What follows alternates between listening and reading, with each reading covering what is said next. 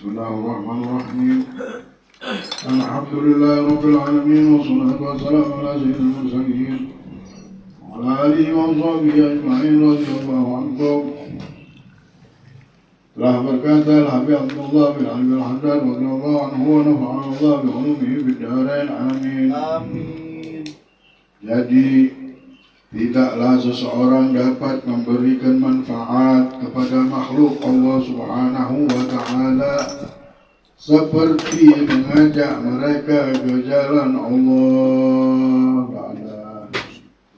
Tak ada manfaat karena Rasulullah bersabda, orang yang paling bermanfaat hidupnya ini di dunia adalah orang yang bisa bermanfaat buat orang lain.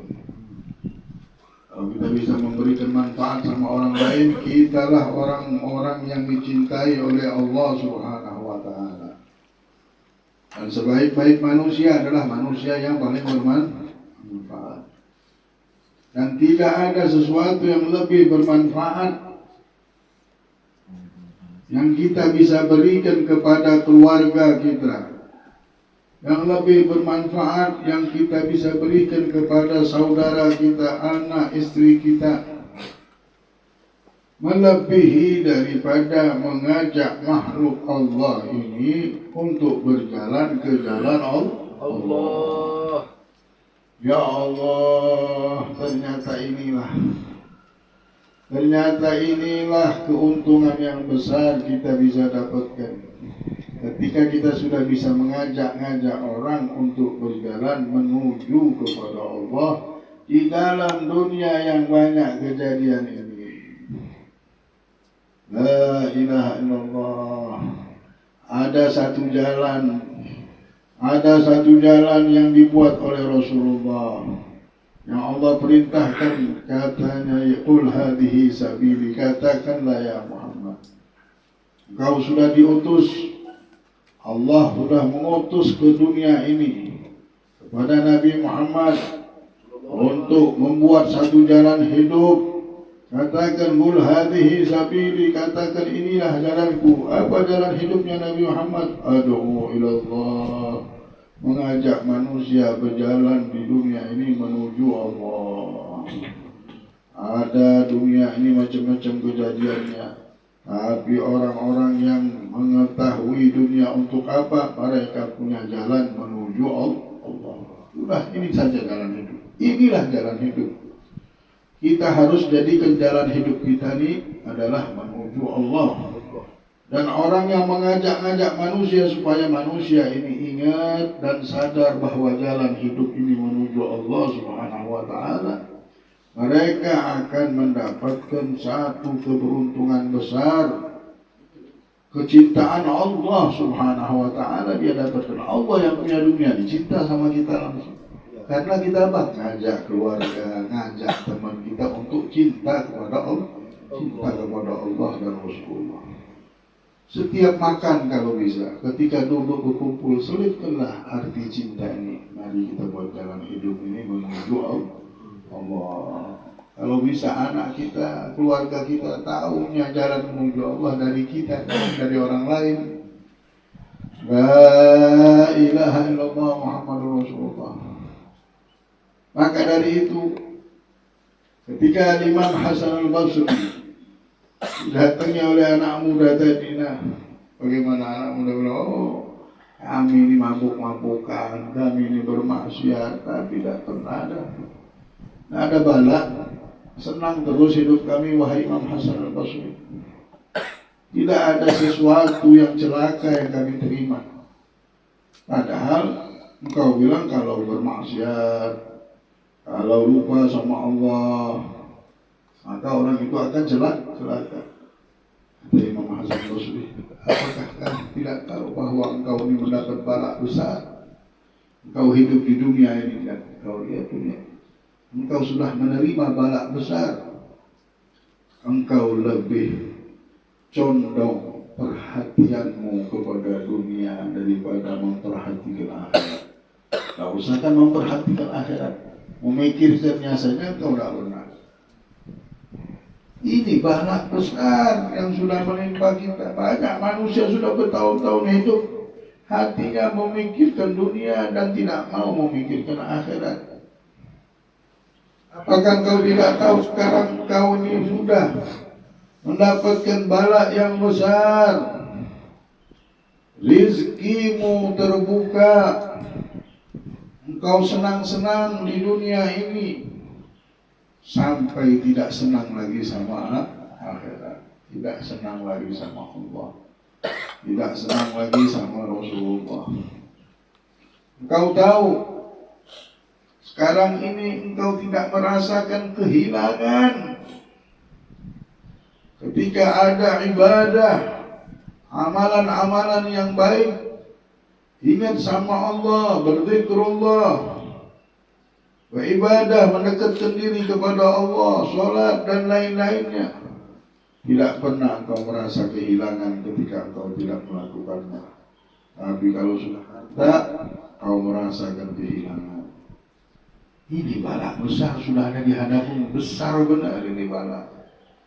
Nah, cuma orang-orang yang mendapatkan petunjuk dari Allah, orang-orang yang sudah punya jalan hidup menuju Allah, mereka mengetahui bahwa jalan hidup ini yang benar adalah mencari ridha Allah.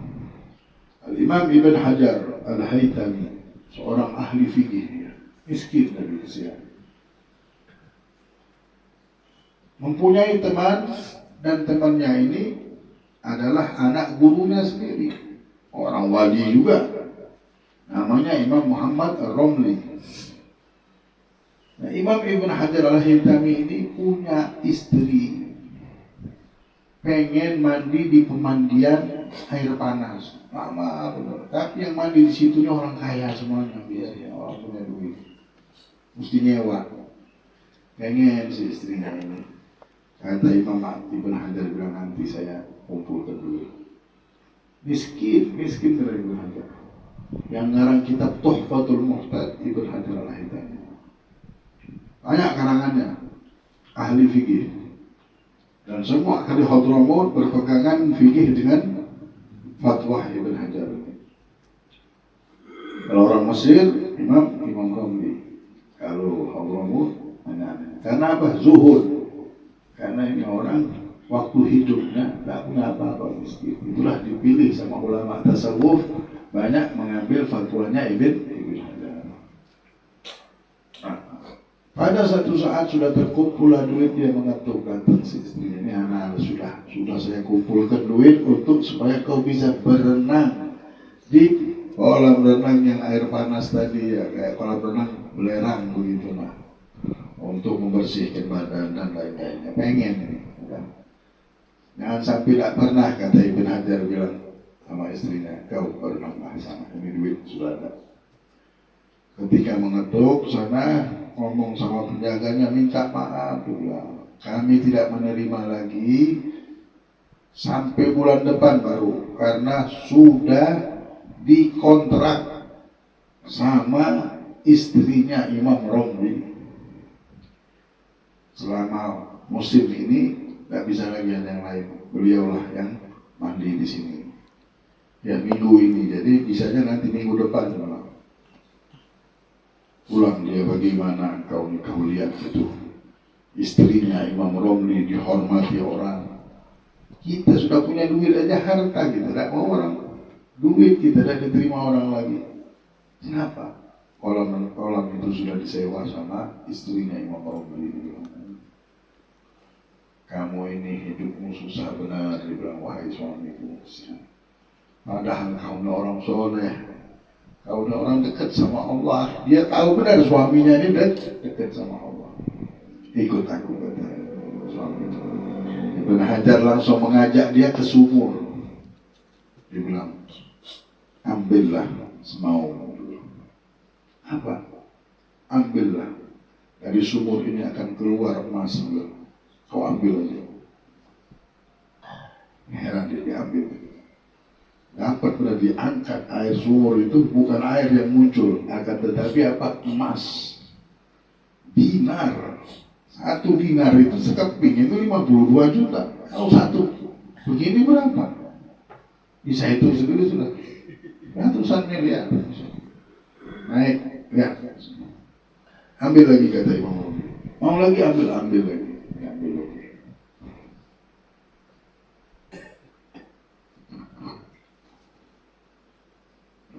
Diambil lah. Naik lagi. Sudah. Mau lagi? Boleh bilang ambil. Diangkat lagi. Sampai tiga ember. Allah ya Imam. Wahai suamiku, ini harta besar. Ya. Maukah engkau ambil ini harta semuanya ini, emas ini semuanya, dan kupulangkan engkau dengan bapak. Aku pulangkan engkau dan jatuhlah talak 3. 3 ember talak 3 sudah. Kalau sudah talak 3 ini sudah mau kawin lagi, mau nikah mesti perempuan ini kawin lagi sama orang lain baru bisa. Ya ada mu'adil. Nah kalau mau dibilang ambil aja emas ini, tapi kita sudah cukup. Tidak usah lagi. Bawa ini uang dirham, bawa uang dinar ini. Tapi kita tidak usah hubungan lagi, sudah talak 3. Kenapa wahai suamiku, dia bilang, ini harta kita nikmati bersama-sama, dia bilang. Aku tidak senang sama dunia, dia bilang. Aku ini mengikuti Nabi Muhammad Sallallahu Alaihi Wasallam. Dia sudah, dia bilang, kalau begitu 1 mangkoknya, 1 embernya saja, 2 embernya kita balikin lagi. Yang penting sudah kita bersama-sama menikmatinya. Dia bilang, enggak, aku tidak senang sama dunia. Dia bilang, wahai istriku, mau dia 1 keping, mau dia 2 keping, mau dia 3 keping, sama saja di hadapanku. Ini dunia ini sama saja, mau dia banyak sedikitnya bagiku sama. Sudah kalau begitu sisakan 10 dinar saja, ini buang semuanya supaya kita menikmatinya hari-hari ini. Aku tidak mau juga, karena dunia ini sama. Bagiku sedikit dan banyak dunia ini sama, wahai istriku. Pilih, ambil ini dirham, kau pulang, atau dia bilang sudah, aku berikan semuanya. Aku lebih baik memilihmu. Aku tahu aku bakal senang ikut dengan engkau. Dibalikkanlah lagi uang yang dirham, dinar yang sebanyak itu, dan dia kembali mengikuti siapa? Mengikuti suaminya. Itulah cerita Imam Ibn Hajar Al-Haytami. Sampai detik ini ahli zabid semuanya banyak berpegangan dengan fatwa Imam Ibn Hajar. Kenapa? Karena ini Ibn Hajar bukan cuma ahli fikih, dia juga waliun min awliya, wali min awliya. Tapi orang yang sudah ketemu dengan jalan Allah ini, kita tidak usah begitu. Yang penting kita jangan susah hidup ini. Jangan mau disusahkan dunia. Jangan mau disusahkan dunia. Urusan bala, rezeki, maut, jodoh, jangan mau kita. Ini Ibn Hajar tidak punya apa-apa, benar, tidak punya apa-apa. Seorang wali min awliya, min awliyaillah. Di zaman Al-Imam Hasan Al-Basri kalau tidak salah ya. Zaman Imam Hasan Al-Basri kalau tidak salah. Ada seseorang budak ini tidak punya apa-apa. Jadi orang sholat istisqa, mau minta hujan, tidak turun-turun hujan, kering. Berdoa, tidak kabul. Hanya ada satu orang, Imam Hasan Basri ada di situ. Dia berdoa, ya Allah, tolong kabulkan wala hajat-hajat yang hadir ini ya Rabb. Turunkan hujan, kesian mereka ya Allah. Turun hujan tersebut. Ketika hujan turun, Imam Hasan Basri bukan orang sembarangan ini. Dia selidiki, tidak tahu dia seorang budak. Tahu budak? Orang yang dirinya saja punya orang budak. Yang punya budak ini memang banyak budaknya, tukang jual beli budak. Ya. Datang lagi Imam Hasan. Aku mau beli budak di sini. Kamu mau beli budak? Iya. Balik. Budakku banyak. Akan ku keluarkan, tunjukkan kau budak-budak yang istimewa. Unjuk, ini budak. Carinya. Nah, ada bukan ini. Sampai sudah habis ini budak. Kamu ini mau beli benar atau tidak? Aku bukan mau yang ini, adakah lagi? Tolong keluarkan lagi budak. Ada budak tapi tidak bermanfaat. Saya keluarkan lagi. Ya pulang keluar. Keluarlah budak tersebut, dilihatnya. Nah saya mau budak ini. Budaknya ini budak paling murah di sini, tidak ada manfaatnya, tidak ada gunanya. Tidak apa-apa. Sudah dibeli dengan harga murah. Ini budak, kenapa kau membeli aku? Aku membelimu karena aku melihat sesuatu yang baik. Apa yang kau lihat pada diriku? Kemarin waktu orang berdoa meminta istisqa, aku mendengar doa. Kau mengucapkan doa, ya Rabb, kabulkanlah hajat mereka ini ya Allah. Kesian ya Allah, mereka minta hujan. Allah kabulkan doamu, itu langsung turun hujan. Disitulah aku mencarimu. Oh, baiklah, jalan dulu. Bolehkah Tuhan saya mau sholat di masjid? Boleh. Boleh. Sudah sholat dia. Ya Rabb, rahasia di antaraku dan engkau ada yang tahu, saudara Allah. Maka cabutlah nyawaku ini. Tidur dia, meninggal dunia. Tidak ada harga dunia ini. Orang-orang seperti ini tahan dari budak. Melihat dunia tidak ada harga. Jadi kita jangan terlalu jauh sama Allah. Terlalu cinta pada sama dunia. Orang sebelum kita ini yang dekat, yang sukses, mereka sudah melihat dunia ini tidak ada harga lagi. Tidak bisa 100% seperti itu, 10% kita dapatkannya. Rugi kalau kita hidup mencintai dunia, rugi benar. Oh, ini tanggung jawab hidup, ini memang harus kita masa hidup tak makan, tak minum. Makanlah, minumlah. Tapi jangan kau cintai dunia. Jangan kau takut sama dunia. Jangan kau bingung sama dunia. Berjalanlah menuju Allah. Sudah berjalanlah, sudah tinggalkanlah yang tidak baik. Kebiasaan kita yang tidak baik. Karena kita sudah tentukan bahwa kita sudah punya jalan hidup. Tentukan, kalau belum ditentukan harus tepat kita menentukan. Kalau tidak, sia-sia hidup kita. Kita hidup di dunia tidak punya arti, tidak ada punya arti. Mau mikirin rumah, bangunan aja, makan dan lain-lain.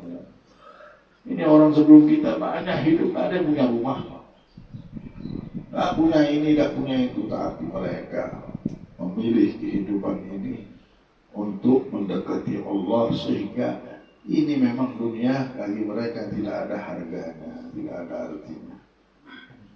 Kita menjadikan dunia tidak ada artinya supaya hati kita tidak susah. Ada, biasa saja, sama saja. Kenapa? Karena sudah punya pegangan bahwa hidup kita ini bisa hidup kita karena Allah. Hidup kita di tangan Allah. Allah mau kasih apa, kita terima. Tidak ada kita mau maksakan hidup ini, tidak ada. Sayangnya benar, orang-orang nanti yang ngambil dunia, si fulan nanti yang ngambil dunia, si fulan yang ngambil dunia. Ambil aja dunia ini. Ya. Nanti Islam gak maju. Dulu Fir'aun yang ngumpulin harta banyak-banyak. Kata Musa, Allah bilang, ya Musa, kau kalahkan Fir'aun pakai kayu, Musa, tidak usah begitu. Tidak punya harta Musa. Kalau Allah mau menunjukkan, mengangkat derajat Islam ini dengan sebentar. Tapi sekarang diuji manusia, hidupnya diuji terus. Nanti ada akhirat. Orang yang sudah beriman sama Allah, dia tahu langsung tempat tinggalnya di akhirat. Oh, dunia bukan tempat tinggalku. Ibn Hajar Al-Haytami tadi lihat istrinya, tahu semuanya. Oh, tahu dia dengan suaminya. Harta yang banyak, dinar dirham dia tinggalkan demi mengikuti suaminya karena tahu suaminya masih ngajak ke jalan Allah. Nah, ke jalan Allah ini bukan main kita. Alhamdulillah dapat ke jalannya sudah. Sudah ada jalannya semuanya, sudah jelas ini. Ini perjalanan kita sekarang di tempat ini berkumpul setiap hari, jelas sudah jalannya. Tinggal kita bareng-bareng bersemangat untuk mengambil surganya kita, insyaAllah. Kebahagiaan kita insyaAllah menunggu sudah. Menunggu dan menunggu. Kita takut saja kadang-kadang minta mati, takut saja tidak boleh ya. Tapi dunia ini apa lagi? Isinya tidak ada ya, cuma fitnah, ujian. Kalau kalian dibukakan pintu surga, dilihatkan, tidak mau semuanya tinggal di dunia. Belarian kita, sudah minta mati aja, sudah pendek umur. Tidak ada yang minta panjang umur. Tidak ada yang minta panjang umur. Nabi Ibrahim pernah minta panjang umur kan? Akhirnya Allah datangkan, sebelum dikabulkan sama Allah, Allah datangkan orang tua di rumahnya ngetuk pintu, Assalamualaikum, waalaikumsalam. Disediakan makan sama Ibrahim, bibirnya sampai ilernya netes-netes. Orang tua itu Ibrahim bilang, ya Allah, kalau aku minta panjang umur seperti inilah nanti aku makan sampai ngiler-ngiler ya. Korma anggur tadi sampai berjatuh-jatuhan di jenggotnya. Ibrahim bilang, ya Rabb, tidak usah panjang umur, daripada panjang umur nanti tua begini. Dia bilang, udah cukup aja umur yang kau atur, sudah aku ikut. Maksudnya ini hidup sebentar semuanya, mainan semuanya. Nah, sihir dunia ini tidak akan bisa masuk kalau kita sudah dibentengi dengan la ilaha illallah. Sudah ada la ilaha illallah, sudah beriman sama Allah, sudah berjalan menuju Allah semua. Orang manggil kita, kesini. Kami sudah punya jalan dari Nabi Muhammad. Kami umatnya Nabi Muhammad, pengikut Nabi Muhammad. Benar-benar identitas kita, syahadat kita sudah kita benarkan. Wala tamutunna illa wa antum muslimun. Jangan kalian meninggal dunia, meninggalkan kehidupan ini kecuali Islam kalian benar-benar sudah benar, kata Allah bilang. Nah, kita setiap hari membenarkan jalan hidup kita, insya Allah. Kalau sudah berjalan menuju Allah dan ngajak-ngajak orang menuju Allah, ini hidup kita akan makmur dunia dan akhirat.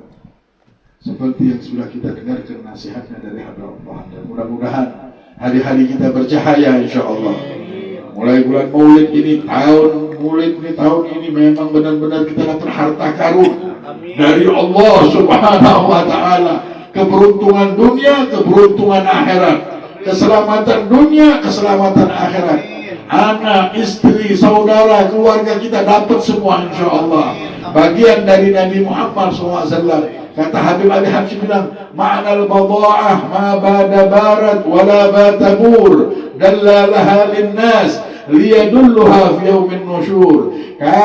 Kita dapatkan barang dari Nabi Muhammad, tidak pernah expire, tidak pernah hancur, kekal. Barang-barang yang kita pakai dapatkan di dunia ini. Barang apa? Barang inilah yang akan menunjukkan kita untuk kita selamat di hari ketika kita dibangkitkan oleh Allah, masuk surga bersama Rasulullah. Barangnya Nabi Muhammad, barangnya Nabi Muhammad, hartanya Nabi Muhammad, ghanimahnya Nabi Muhammad. Ya Allah, ya Karim, jadikanlah kami orang-orang yang ada di bentengnya Nabi Muhammad. Masuk kami di wilayah naungan Nabi Muhammad. Hidup kami dinaungi dengan syafaat kekasihmu Nabi besar Muhammad. Dunia dan akhirat, dunia dan akhirat, dunia dan akhirat.